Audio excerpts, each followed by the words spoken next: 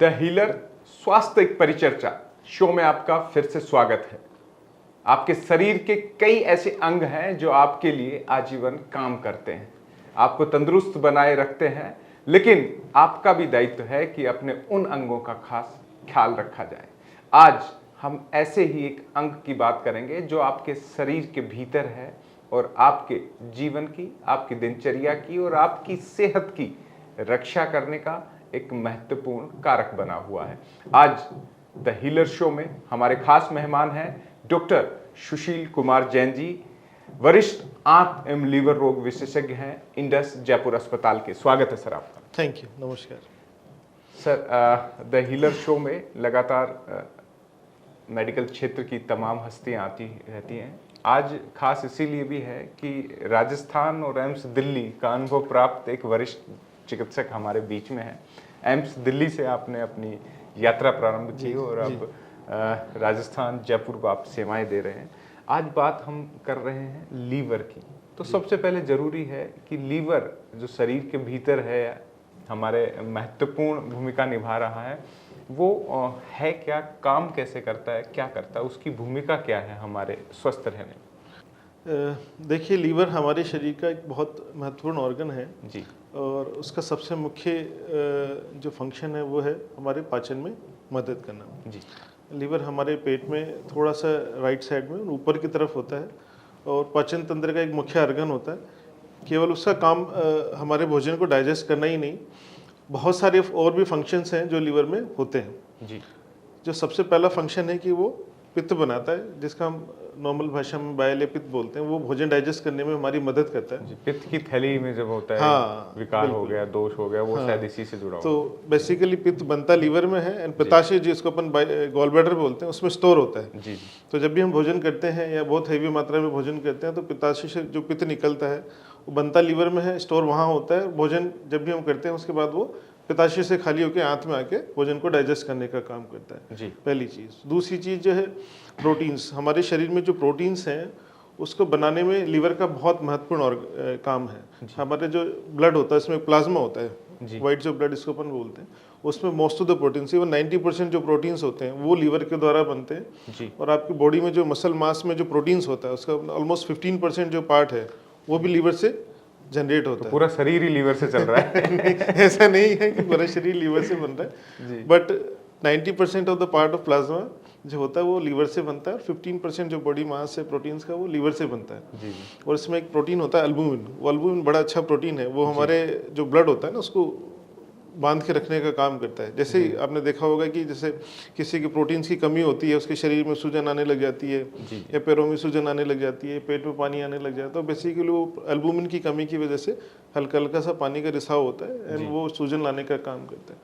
तीसरा जो मुख्य जो इसका काम है वो है क्लॉटिंग फैक्टर्स बनाना है। क्लॉटिंग फैक्टर्स मतलब अपने शरीर में जहाँ पे भी कहीं भी चोट लगती है, खरोंच आती है, थोड़ी देर में उसमें एक थक्का बन जाता है। जी। तो उस थक्के को बनाने के लिए जो फैक्टर्स चाहिए, कोएगुलेशन फैक्टर जिनको हम बोलते हैं, उसको बनाने की जो मेन मशीनरी वो अपना लीवर है। फिर तो बड़ा ध्यान रखना चाहिए। तो लीवर जो है बहुत अच्छा ऑर्गन है। चौथा जो मुख्य काम होता है वो ये है कि ये हमारे शरीर में एनर्जी स्टोरेज का काम भी करता है। जैसे हम कोई फास्टिंग करते हैं या कुछ भूखे रहते हैं तो वहाँ पे अपना ग्लाइकोजन के रूप में ग्लूकोज स्टोर रहता है। जैसे हम फास्टिंग में जाते हैं या भूखे रहते हैं तो वहाँ से अपने शरीर को एनर्जी मिलती रहती है। इसके अलावा बहुत सारे काम है, बहुत सारे प्रोटीन्स बनाता है, हार्मोन्स बनाता है, बहुत सारी मेटाबॉलिज्म में इसका बहुत बड़ा रोल रहता है। बहुत सारी दवाइयाँ जो है लीवर से मेटाबोलाइज होती हैं। तो ये इसके मुख्य काम हैं। सुशील जी, ऐसे क्या कारण हैं जिनसे हम अपने लीवर को डैमेज कर सकते हैं? देखो, बहुत सारे कारण हैं जिसको, एक तो सबसे बड़ा मुख्य कारण है जिससे हम अपने लीवर को डैमेज करते हैं, वो तो है अल्कोहल। बाकी बीमारियां तो आती हैं, एक वो है जो हम लेके आए हैं, वो है अल्कोहल। शराब बड़ा कारण, सबसे बड़ा कारण जो है वो अल्कोहल है, जो हम खुद लेके आते हैं। जी। चलो ठीक है, वायरस का कोई इन्फेक्शन हो गया या कोई दूसरी बीमारी है। अल्कोहल सीमित या असीमित, बहुत ज्यादा लेने वालों पे होती है, या थोड़ा जो जिनके रूटीन में है कि जैसे थोड़ा सा आपने अल्कोहल लिया और डिनर किया और फिर सो गए, उनके भी? नहीं, देखो, अल्कोहल जो है जब आप बहुत ज़्यादा मात्रा में लेते हैं तो थोड़े ही समय में लीवर खराबी होने की संभावना रहती है, या मॉडरेट अमाउंट में लेते हैं तो इट टेक्स टाइम, उससे भी ज़्यादा समय लगता है। ऐसे कहते हैं कि आप जो है 80 से 100 ग्राम पर डे अल्कोहल लेते हो तो 4 से 5 साल में, और 60 to 40 या इससे थोड़े से मॉडरेट अमाउंट लेते हो तो 8 से 10 साल यूजुअली लीवर को खराब होने में लगते हैं। बाकी जो दूसरे कारण हैं जिससे लीवर खराब होने की संभावना रहती है वो है आपके वायरल इन्फेक्शन, जो हेपेटाइटिस बी है, हेपेटाइटिस सी है। और तीसरा जो मुख्य कारण जो आजकल बहुत कॉमनली आप देखते हैं कि everybody goes to the ultrasound, वहाँ देखता है कि अरे मेरे तो लीवर में फैट आ गया। तो फैटी लीवर जो है it's also increasing day by day, and वो बहुत तेज़ी से जो है लीवर को प्रभावित करके उसी तरह से लीवर खराब करने लग जाता है जैसे एक अल्कोहलिक पेशेंट का करने लग जाता है, जिसको अपन फैटी लीवर बोलते हैं बेसिकली। ये एक बहुत मुख्य कारण अभी तेज़ी से बढ़ रहा है। चौथी तरह का एक जो कारण होता है वो ऑटोइम्यून डिजीज़ है। ऑटोइम्यून डिजीज़ बेसिकली कुछ तरह की बीमारियां होती हैं जिसमें आपकी बॉडी की इम्यूनिटी जो है थोड़ी सी इम्बेलेंस हो जाती है, जिसकी वजह से अलग अलग तकलीफ़ें होती हैं जी, उसमें लीवर भी प्रभावित होने की संभावना रहती है। और भी कारण है, बट मुख्यतः से जो 4 कारण है वो है आपका alcohol, other is hepatitis B और सी, तीसरा जो मुख्य कारण है वो आपका फैटी लीवर या मोटापा, और चौथा ऑटोइम्यून डिजीज। ये लीवर के खराब होने के लक्षण हैं, लेकिन हम रोग से ग्रसित हो गए हैं, इसकी पहचान हमें कैसे होगी? हमें कब पता लगेगा कि हाँ हम बीमार हैं और ये लीवर इस लेवल तक पहुंच गया है कि अब तुरंत उपचार की जरूरत है? क्योंकि कई बार होता है आप तक पहुंचते पहुंचते लीवर का बड़ा हिस्सा डैमेज हो गया होता है, रिकवरी भी बड़ी लेट होती है फिर उसमें, और मरीज की जान पे भी खतरा हो जाता है। आंकड़े बताते हैं करीब 3.25 लाख मरीज भारत में ही हर साल लीवर के खराब होने से या लीवर रोग से ग्रसित होने से अकाल मृत्यु के शिकार होते हैं। देखो, लीवर की जो तकलीफ़ें होती हैं हमको दो हिस्सों में डिवाइड कर सकते हैं। एक होती है एक्यूट बीमारियां, एक होती है क्रॉनिक बीमारियां। एक्यूट बीमारियां जैसे सिंपल जो वायरल इन्फेक्शंस हो गए, हेपेटाइटिस ए हो गया, हेपेटाइटिस बी हो गया, हेपेटाइटिस ई हो गया, या कुछ वायरल इन्फेक्शंस हो गए या बैक्टीरियल इन्फेक्शंस हो गए, वो लीवर को प्रभावित करते हैं। वो सीमित समय के लिए रहते हैं और यूजुअली मोस्ट ऑफ द जो पेशेंट्स होते हैं वो ट्रीटमेंट से ठीक हो जाते हैं, या थोड़ा बहुत आपने अल्कोहल लिया, जिन पेशेंट्स में कुछ मेडिसिन होती हैं या टॉक्सिन्स होते हैं वो लीवर को प्रभावित करते हैं, बट यूजुअली जो है वो with medicine most of the patients recover कर जाते हैं। बहुत रेयरली ऐसा होता है कि कुछ पेशेंट जो है वो उनमें कॉम्प्लिकेशंस डेवलप होते हैं या हार्ट लीवर फेलियर होने के चांसेस रहते हैं। दूसरी तरह की बीमारियां होती हैं जो क्रॉनिक होती हैं। क्रॉनिक मतलब जो लंबे टाइम तक चलती हैं, जिसका सबसे मुख्य कारण अपन ने देखा कि अल्कोहल एक मुख्य कारण है, another is hepatitis B, hepatitis C है, तीसरी मोटापा या फैटी लीवर हो गया, चौथा ऑटोइम्यून डिजीज हो गया। तो जब भी पेशेंट्स को एक्यूट इन्फेक्शंस होते हैं, यूजुअली उसमें पेशेंट्स को बुखार आना है, पेट में दर्द होना है, उल्टी होना है, उल्टी जैसा लगना, पीलिया होना है, पेशाब पीला आना, भूख नहीं लगना, वजन कम होना, इस तरह के लक्षण होते हैं। और क्रॉनिक बीमारियों में क्या होता है, इस तरह के लक्षण तो आते हैं, मीन्स भूख कम लगना है, उल्टी होना है, पेट में दर्द होना है, पीलिया आना। अगर लीवर बहुत ज़्यादा डैमेज होता है तो पेट में पानी आना, या पैरों में सूजन आना, या बार बार बेहोशी होना, या उल्टी में या दस्त में खून आना, या लंबे टाइम में जाके लीवर में कैंसर बनना, ये सारे लक्षण आने की संभावना रहती है जी। तो जब भी पेशेंट्स को इस तरह के सिम्टम्स आए, they should consult with the gastroenterologist, hepatologist as early as possible. आपने शराब की बात की, लेकिन इन दिनों और भी कई नशे हैं, ड्रग्स की बात करें, धूम्रपान की करें, और कई जर्दा भी खाते हैं, गुटखा, उनसे भी लीवर पे इम्पैक्ट होता है। हाँ, देखो, जो ऑलरेडी डैमेज लीवर होता है या प्रभावित लीवर होता है, उनमें ये एडिशनल फैक्टर्स होते हैं, स्मोकिंग है, ड्रग्स हैं, एंड टोबैकोज हैं, जिनसे कैंसर बनने की संभावना रहती है। जैसा कि मैंने बताया कि जो है एक मुख्य कारण लीवर डिजीज का हेपेटाइटिस बी या सी होता है। जो आईवी ड्रग अब्यूजर्स होते हैं उनमें वो बहुत कॉमनली पाया जाता है, क्योंकि वो निडल शेयरिंग करते हैं, एक इंजेक्शन से उसने लगाया, दूसरी उस इंजेक्शन से दूसरे ने लगाया, तो उस केस में जो है हेपेटाइटिस बी, हेपेटाइटिस सी, ये जो HIV है उसके ट्रांसमिशन होने के चांसेस रहते हैं जी। जो शराब नहीं पीते उनके भी बिल्कुल बिल्कुल ऐसा नहीं है कि सामान्य व्यक्ति है, ना कोई ड्रग्स करता है, ना कभी बीमार पड़ा, उसका भी लीवर खराब हो सकता है। हाँ बिल्कुल, केवल अल्कोहल एक कारण नहीं है जी। जैसा कि हम बार बार डिस्कस कर रहे हैं कि केवल अल्कोहल ये कारण नहीं है, अल्कोहल एक कारणों में से एक है। वायरल इन्फेक्शन, मोटापा, diabetes, fatty liver, autoimmune disease, ये these are other causes of liver disease. महत्वपूर्ण जांचें भी करवानी होती है कोई भी रोग के निदान के लिए, तो लीवर रोग के लिए आप क्या मानते हैं, किन जांचों पर फोकस करना चाहिए ताकि इस रोग की गंभीरता की और उपचार की आगे की विधियों की राह सरल हो? देखो, पेशेंट जब भी हमारे पास आता है हम देखते हैं कि उसको जो लक्षण है वो acute viral liver acute viral disease के हैं या एक्यूट लीवर डिजीज़ के लक्षण हैं या क्रॉनिक लीवर डिजीज़ के लक्षण हैं, उसके बैकग्राउंड में इसकी क्या हिस्ट्री है, फैमिली हिस्ट्री है कि नहीं है, पेशेंट अल्कोहल लेता है कि नहीं लेता है, पुरानी कोई लीवर की उसको कोई समस्या तो नहीं, उसके हिसाब से हम इन्वेस्टिगेशंस प्लान करते हैं। रूटीनली जो भी इन्वेस्टिगेशन लीवर फंक्शन टेस्ट है या अपना जो कोएगुलेशन प्रोफाइल है, PTINR है, एक सोनोग्राफी कराते हैं जहां हमको लगता है कि नहीं पेशेंट को जो है कुछ सस्पेक्टेड लीवर डिजीज़ लग रहा है। उस केस में फिर लीवर में कितना डैमेज बिकॉज ऑफ किसी फैक्टर से हुआ है उसको जानने के लिए फाइब्रोस्कैन है या एंडोस्कोपी है या CT स्कैन है, वो अपन टेस्ट कराते हैं। जहाँ लगता है कि नहीं लीवर में वो कुछ ट्यूमर की संभावना होती है तो फिर उसमें ट्यूमर मार्कर्स वो सारी चीज़ें बेसिक इन्वेस्टिगेशन के बाद एडवांस इन्वेस्टिगेशन एंड देन उसके बाद जो भी रिक्वायर्ड इन्वेस्टिगेशन है कराते हैं। जी, लीवर के साथ सर अच्छी बात ये है कि अगर समय पे उपचार लिया तो ये फिर से मूल स्वरूप में आ जाता है। आप उपचार विधि पे भी बात करेंगे,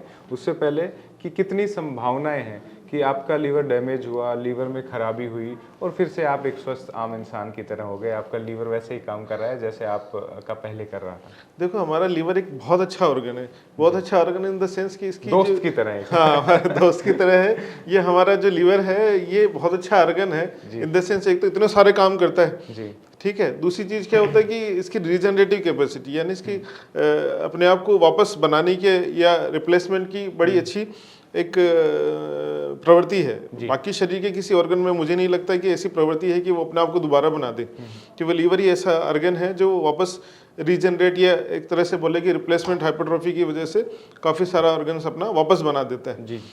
तो लेकिन उन पेशेंट्स में जिनमें एक्यूट इंजरी है, जिनमें रीजनरेटिव कैपेसिटी अभी तक बाकी है, उनमें ठीक है। लेकिन जो पेशेंट जिनमें ऑलरेडी लीवर इतना डैमेज हो गया कि वो उस स्टेज में चला गया कि वो वापस रीजनरेट नहीं करेगा, रिप्लेस नहीं कर पाएगा, उन पेशेंट्स में फिर रिकवरी की संभावना नहीं रहती। ये है कि मोस्ट ऑफ द पेशेंट्स में वो रिकवर कर सकता है अगर उसका टाइमली डायग्नोसिस हो जाए और वो पेशेंट जो है जो भी इलाज है उसको उपचार बताया जाए, उसको सलाह दी जाए, उसको फॉलो करे।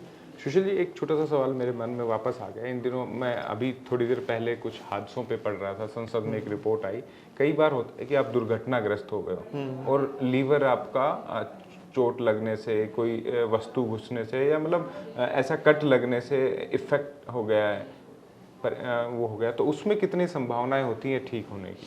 देखो मैंने जैसे भी बताया कि लीवर हमारा इतना अच्छा ऑर्गन है, उसमें कोई भी चोट आती है उसमें मोस्ट ऑफ द केसेस में जितने भी पेशेंट्स होते हैं उनमें जो है कंजर्वेटिव ट्रीटमेंट से लीवर रिकवर कर जाता है। बहुत रेयरली होता है कि जो है अपने को उसको रिप्लेस करने की आवश्यकता होती है जब वो बहुत ज़्यादा डैमेज होता है। तो बट मोस्ट ऑफ द जो केसेस में लीवर है वो स्पॉन्टेनियसली जो है विद कंजर्वेटिव मैनेजमेंट रिकवर कर जाता है। जी जी। इन पूरे लक्षणों में रोगी को उपचार क्या है?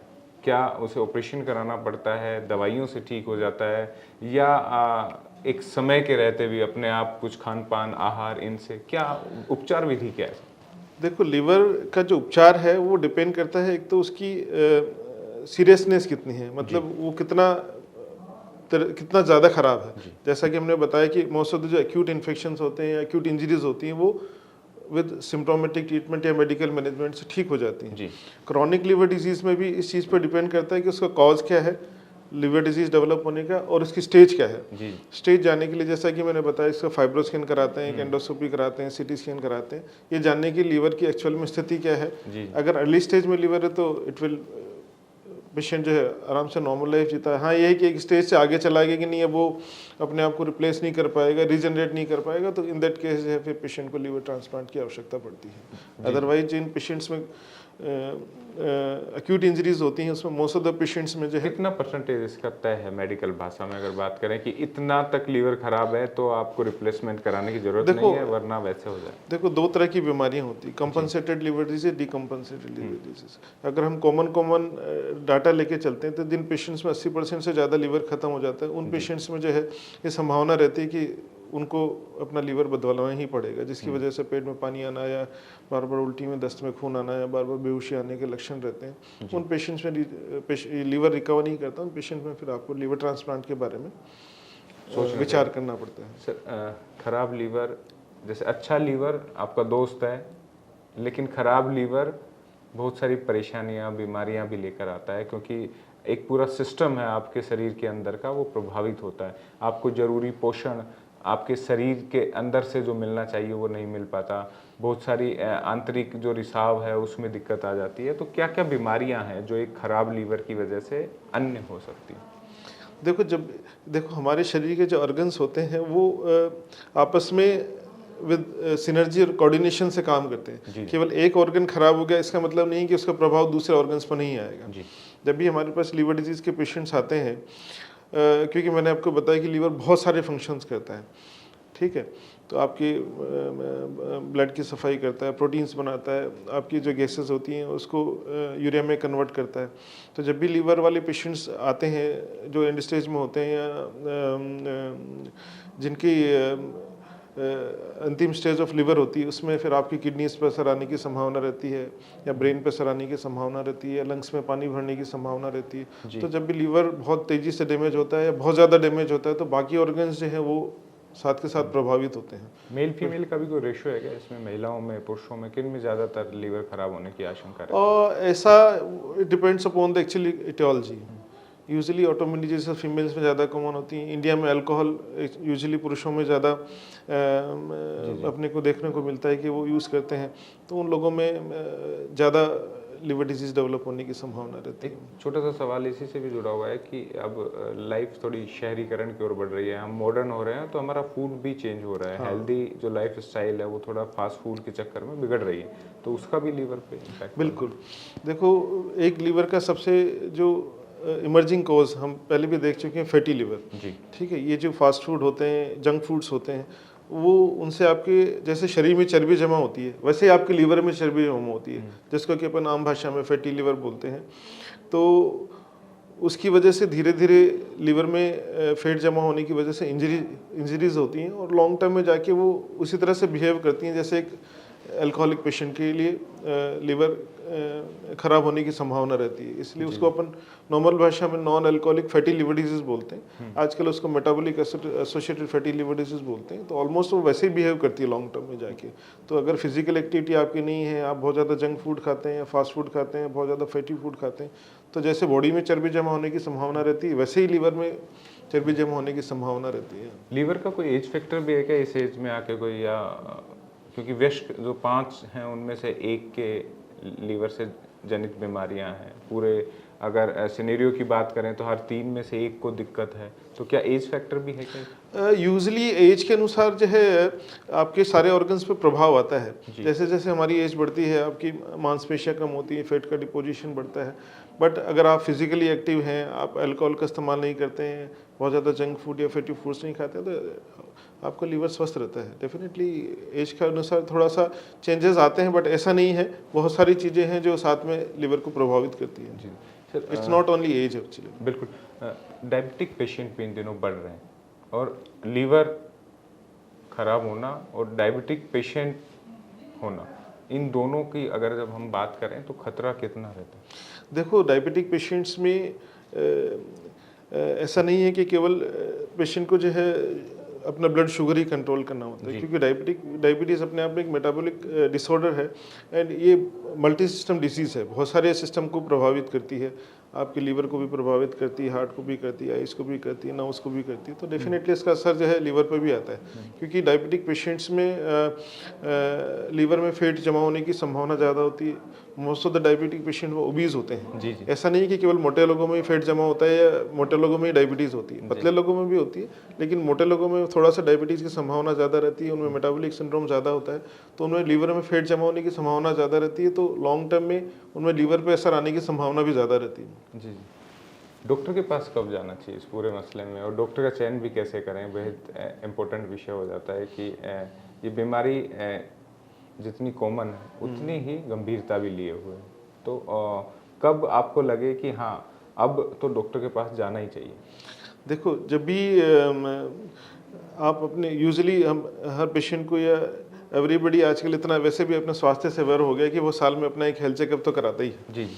ठीक है, तो उसमें जो भी रूटीन टेस्ट होता है, इसमें लीवर फंक्शन टेस्ट एक साथ में होता है और एक सोनोग्राफी जरूर साथ में होता है। जब भी हमारे पास मरीज आता है वो अपने साथ एक सोनोग्राफी और लीवर फंक्शन टेस्ट जरूर लेके आता है कि साहब ये मैंने जांच कराई थी, तो इसमें मेरी ये SGOT SGPT जो है बड़े हुए आ रहे हैं और मेरे लीवर में चर्बी जो है बता रहे हैं डॉक्टर साहब कि आपका फैटी लीवर आ रहा है, जी जी ठीक है, तो जहाँ आपको लग रहा है कि नहीं मैं लीवर डिजीज़ के लिए प्रोन हूँ, प्रोन मीन्स मेरे को लीवर डिजीज़ होने की संभावना है अगर मैं अल्कोहल लेता हूँ, मैं थोड़ा सा ओबीज हूँ, मेरे को डायबिटीज़ की बीमारी है या मेरे को फैमिली हिस्ट्री है जिसमें मेरे पेरेंट्स को या मेरे उनके एंसेस्टर्स को लीवर की वजह से लीवर फेलियर में गए, लीवर में कैंसर जमा हुआ, लीवर कैंसर की वजह से उनकी कुछ डेथ हुई, इन दैट केस पेशेंट को तुरंत चेतना चाहिए कि नहीं यार ये लीवर में फैट जमा हो रहा है, लीवर के एंजाइम्स बढ़ रहे हैं, अपने लीवर में कुछ ना कुछ प्रॉब्लम चल रही है। या फिर पेशेंट को लगता है कि नहीं यार आजकल भूख मुझे ठीक नहीं लग रही है, पेशाब पीला आ रहा है, थकान ज़्यादा रहती है, पैरों में सूजन क्यों आ रही है, पेट फूला फूला सा क्यों रह रहा है, डाइजेशन प्रॉपरली क्यों नहीं हो रहा है, उन पेशेंट्स को या उन लोगों को एक बार अपने गैस्ट्रोएंटरोलॉजिस्ट या हेपेटोलॉजिस्ट से कंसल्ट करना चाहिए। नहीं साहब मेरे को ये जो प्रॉब्लम्स आ रही हैं, मेरे लीवर के एंजाइम्स